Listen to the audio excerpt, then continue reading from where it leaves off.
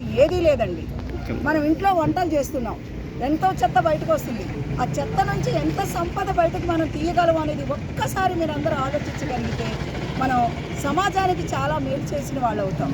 మనం తడి చెత్తని పొడి చెత్తని వేరు చేసి ఇస్తే మనకు అందరూ కూడా పంచాయతీ వాళ్ళు కానీ మున్సిపాలిటీ వాళ్ళు కానీ 2 కలర్ బిన్స్ మనకి ఇస్తున్నారు. ఆ కలర్ కోడెడ్ బిన్స్లో గ్రీన్ కలర్ ఉంటుంది, ఎల్లో కలర్ ఉంటుంది. కానీ మనం ఏం చేస్తున్నాము, ఒకదాన్ని ఇంకో దానికి యూజ్ చేసుకొని ఒక దాంట్లోనే తడి చెత్త పొడి చెత్త 2 కలిపేసి మనం వీళ్ళకి బయటికి ఇచ్చేస్తున్నాం. దానివల్ల ఏమవుతుందో ఒక్కసారి ఆలోచించండి.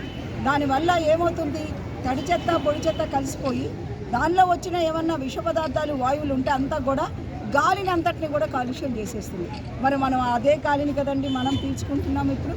మరి ఒక్కసారి ఆలోచిస్తే తడి చెత్తని మనం వేడి చేసినందువల్ల అందులోంచి సంపదని మనం సృష్టించండి ఎంతో మనకి. అలానే మన ఇంట్లో బ్యాటరీలు, అలానే ఎలక్ట్రికల్ సెల్ ఫోన్స్కి ఛార్జర్లు ఇవన్నీ కూడా ఉన్నాయి.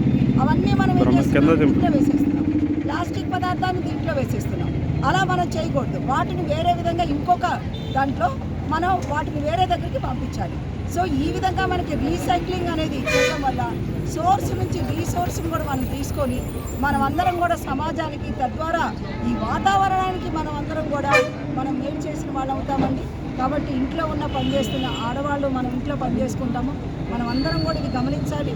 సో మగవాళ్ళు ఉద్యోగానికి వెళ్తూ వాళ్ళు ఇవన్నీ గమనించలేరు, కానీ ఆడవాళ్ళు మనం అందరం గమనించాలి. పిల్లలందరూ మీరందరూ ఇళ్ళకి వెళ్ళి మీ అమ్మ వాళ్ళకి ఇదే చెప్పాలి, అర్థమైందా?